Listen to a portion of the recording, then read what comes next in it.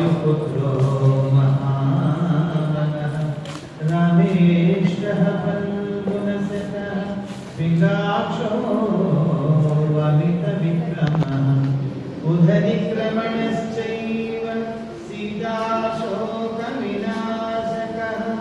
लक्ष्मणप्राणदाता च दशग्रीवस्य दत्तः द्वादशैतानि नामानि कबीरस्य महात्मनः स्वापकाले पठे नित्यं यात्राकाले विशेषतः तस्य मृत्युभयो नास्ति सर्वत्र विजयी भवेत्।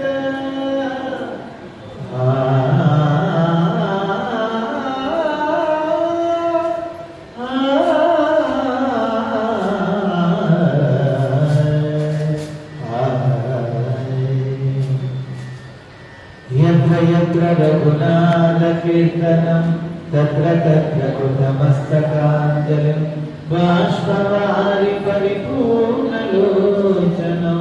మారుతిలో నమత రాక్షసాంతకం. ఎప్పుడైనా సరే ఇది రెండు చాలా గొప్ప మంత్రం అండి. ఆపదామపహర్తారం దాతారం సర్వసంపద లోకాభిరామం శ్రీరామం భూయో భూయో నమామి. జీవితంలో ఆపదలు లేకుండా చేసేటటువంటి వాడు భగవంతుడు. అందుకని ఉదయాన్నే లేవగానే రాత్రి పడుకునేటప్పుడు ఎప్పుడైనా ప్రయాణం చేసేటప్పుడు ఏదైనా ఒక గొప్ప పని ప్రారంభించేటప్పుడు ఈ మంత్రాన్ని చదువుకుని దానికి అనుసంధానంగా హనుమంతుల వారు 12 నామాలు ఉంటాయి. హనుమాన్ అంజనాసును వాయుపుత్రో మహాబలః రామేష్ఠః ఫల్గునసఖః పిङ्गाक्षो అమిత విక్రమః ఉదనిక్రమణశ్చైవ సీతాశోక వినాశనః లక్ష్మణ ప్రాణదాతా చ దశగ్రీవస్య దర్పః ద్వాదశైతాని నామాని కపీంద్రస్య మహాత్మనః.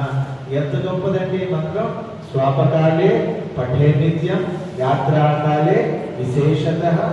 మనకి ఏమిటి అంటే ఉదయం చదివితే రాత్రి దాకా మంత్రం కాపాడుతుంది. దేని నుంచి? తస్య మృత్యు భయం నాస్తి. అంటే మనిషికి అన్నిటికంటే గొప్ప భయం ఏంటంటే చావు ఒక్కటే. అది నాకు లేదు నాకు లేదు నాకు రాదంటే ఎవరికి లొంగడనమాట. తస్య మృత్యు భయం నాస్తి సర్వత్ర విజయీ భవతి.